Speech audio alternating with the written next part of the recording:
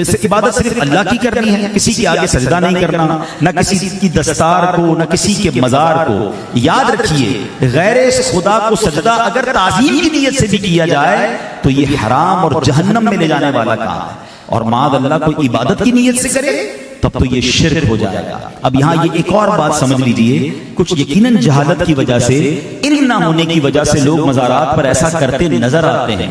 اول تو وہ سجدہ نہیں کرتے، وہ سر جھکاتے ہیں، چوکھٹ کو چومتے ہیں، لوگ اسے سجدہ کہتے ہیں اور کہتے ہیں دیکھو یہ شرک ہو رہا ہے۔ تو پہلے شرک کی تعریف سمجھ لیجیے۔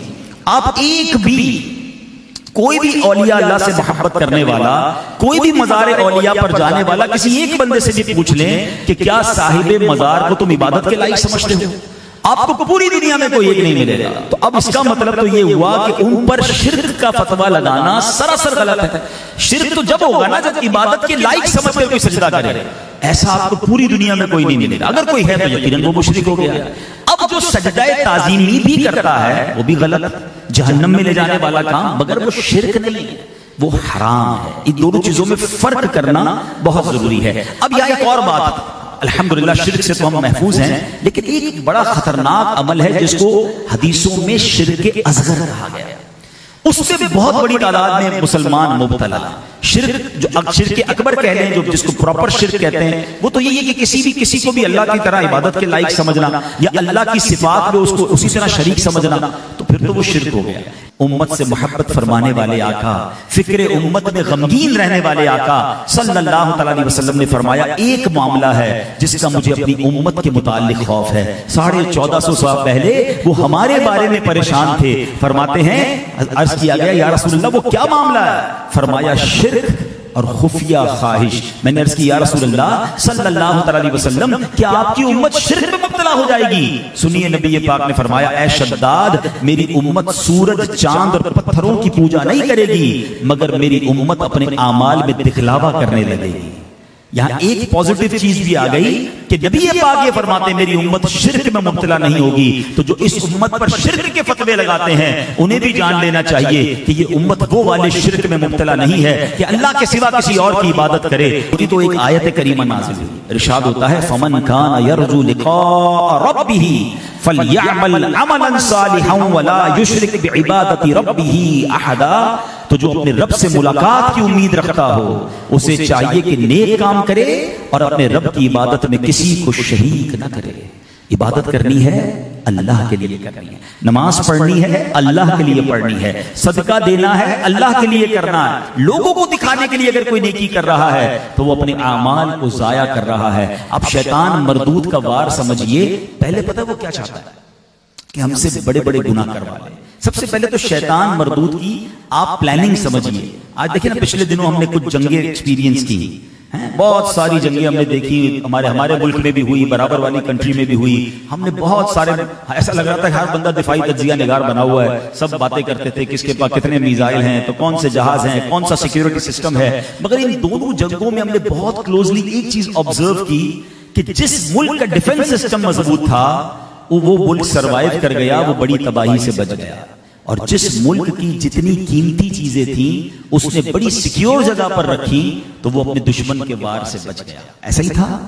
اب اگر میں آپ سے سوال کروں کہ آپ اور میرے پاس سب سے قیمتی چیز کیا ہے، بتائیے نا؟ ہمارا ایمان ہے۔ یہ ہمیشہ یاد رکھیے گا، دنیا کی کوئی دولت، دنیا کی کوئی نعمت ایمان کے مقابلے میں کچھ بھی نہیں۔ ایمان نہیں تو کچھ بھی نہیں، ٹھیک ہے؟ اور اس ایمان پر اٹیک کرنے والا سب سے بڑا دشمن کون ہے؟ شیطان۔ جب تک دشمن کو پہچانیں گے نہیں نا بچ نہیں پائیں گے۔ اچھا، اب شیطان کے مقابلے میں ہمیں سیکیورٹی سسٹم کیسا رکھنا چاہیے تھا، لیکن کسی کو فکر ہی نہیں ہے کہ شیطان کے ویپن کیا ہیں، شیطان کے ہتھیار کیا ہیں، وہ کیسے میرے ایمان کو چھین سکتا ہے، وہ کیسے میرے اعمال کو برباد کر سکتا ہے۔ اتنا خطرناک دشمن ہے۔ دیکھیں جب تک دشمن کی اسٹرینتھ پتہ نہیں ہوگی آپ کیسے مقابلہ کریں گے؟ شیطان سوتا نہیں ہے، ہم سوتے ہیں۔ شیطان تھکتا نہیں ہے، ٹائر لیس، ہم تھکتے ہیں۔ شیطان ہمیں دیکھ سکتا ہے، ہم شیطان کو دیکھ نہیں سکتے، ہم شیطان کو چھو نہیں سکتے۔ شیطان ہمارے بلڈ کے اندر، خون کے اندر گردش کرتا ہے، ہمارے خیالات اور ہمارے دل میں وسوسے ڈالتا ہے۔ اس قدر خطرناک دشمن ہے، بٹ nobody cares۔ بات بھی نہیں کرتے لوگ، سوچتے بھی نہیں کہ یار اس کے حملے کیا ہیں، یہ کیسے میرے ایمان چھین سکتا ہے۔ دیکھیں وہ مردود ہوا ہے اللہ کی بارگاہ سے، اور وہ چاہتا ہے میں مسلمانوں کو بھی جہنم میں اپنے ساتھ لے جاؤں. تو اپنے ایمان بچانے کی فکر کیجیے. اور اسی شیطان کے کاموں میں پتہ ہے شیطان پہلے کیا چاہتا ہے ہم سے کوئی بڑے گناہ کروائے, قتل کروا دے, شراب پلا دے, جوا کروا دے, کسی مسلمان پر زیادتی کروا دے, بڑے بڑے گناہ کروائے. جب یہ دیکھتا ہے نا یار یہ اتنے بڑے گناہ نہیں کر رہا, پھر یہ چاہتا ہے کہ یہ بندہ نیکیاں چھوڑ دے, نماز چھوڑوا دوں, روزے چھوڑوا دوں, زکات چھوڑوا دوں, حج نہ کرنے دوں, نیکی نہ کرنے دوں.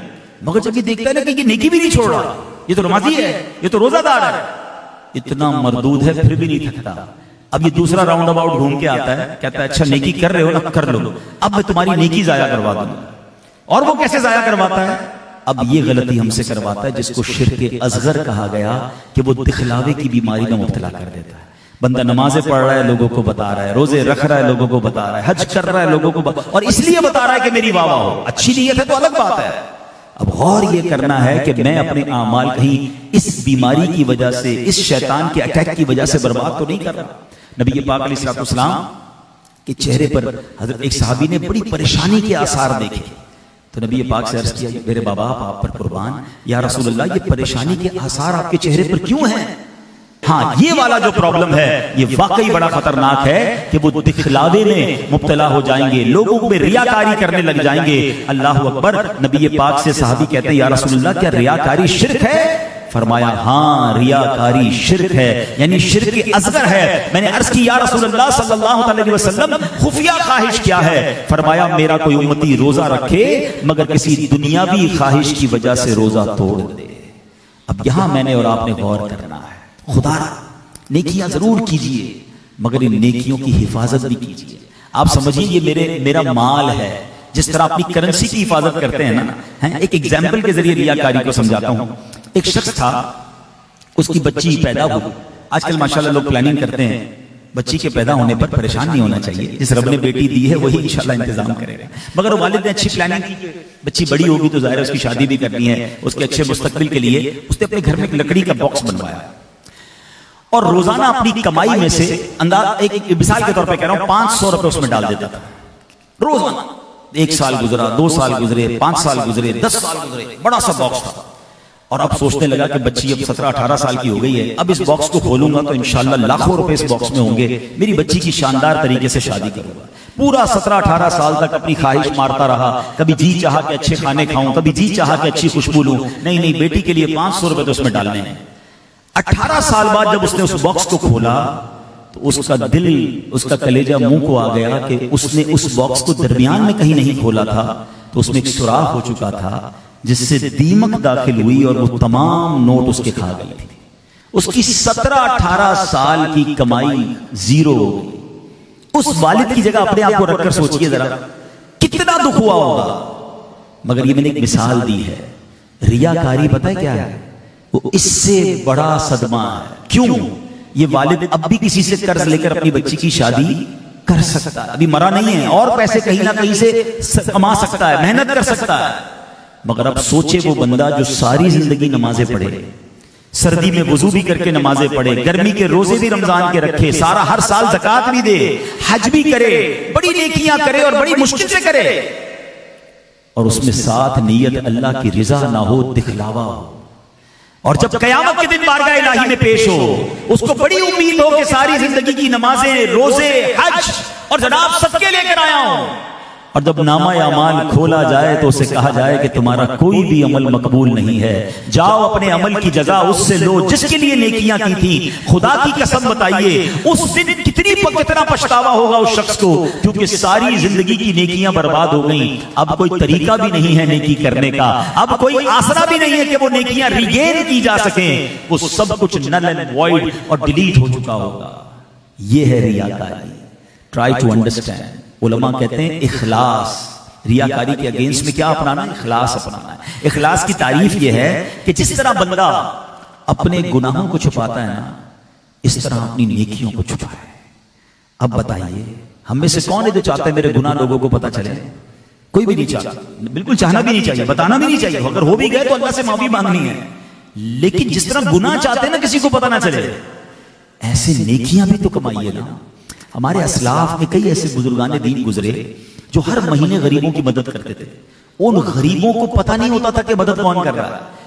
ان بزرگ کے انتقال کے بعد ان غریبوں نے کہا ہمارے پیسے کیوں نہیں آ رہے, ہمارا راشن کیوں نہیں آ رہا, تو پتا چلا فلاں بزرگ تھے جو سالوں سے تمہاری مدد کر رہے تھے, اب ان کا انتقال ہو گیا اس لیے مدد بند ہو گئی ہے.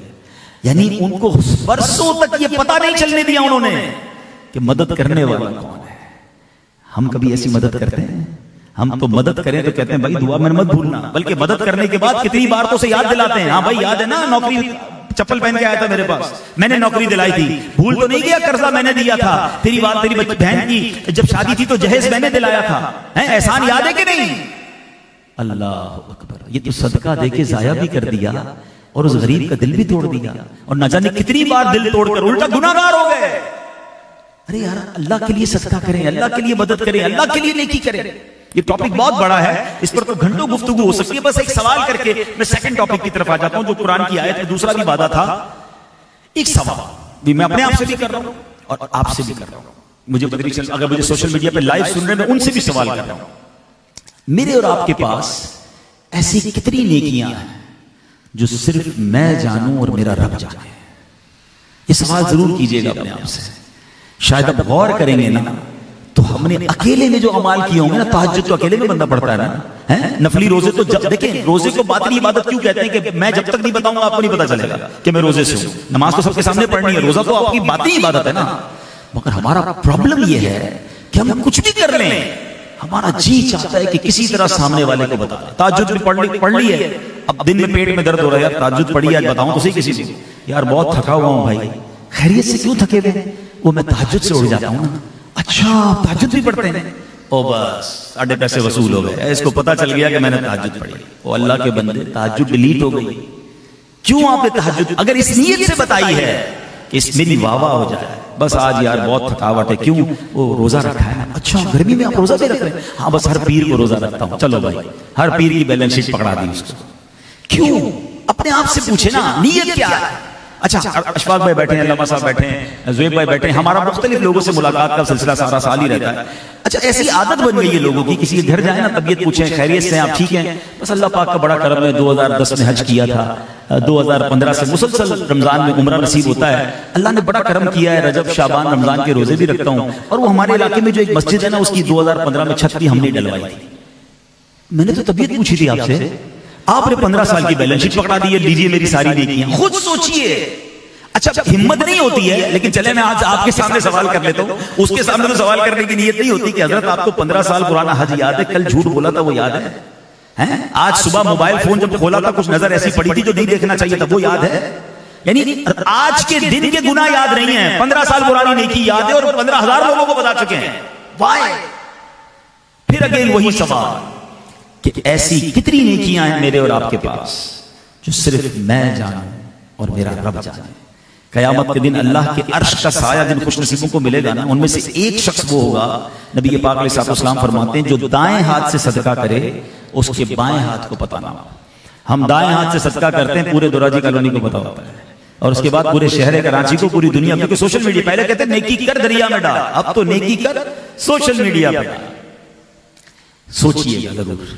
اور یہی نبی پاک نے فرمایا تھا کہ میری امت پر مجھے خوف اس چیز کا ہے, اور آج اتنا ابتلا ہے, اتنا ہم سارے اس میں پڑ گئے. اللہ کرے اللہ اخلاص نصیب کر دے.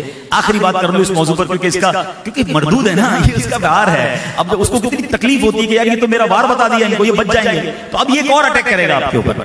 اب وہ اٹیک کیا کر بھی چکا ہوگا ہو سکتا ہے کہ یار یہ مولانا صاحب بالکل ٹھیک کہہ رہے ہیں, وہ فلاں بندہ ہے نا بہت دکھلاوا کرتا ہے, وہ فلاں آدمی ہے نا ہر چیز سوشل میڈیا پہ ڈالتا ہے, وہ اپنے آپ کو حاجی بھی کہتا ہے اور ہر کسی کو حج بتاتا ہے.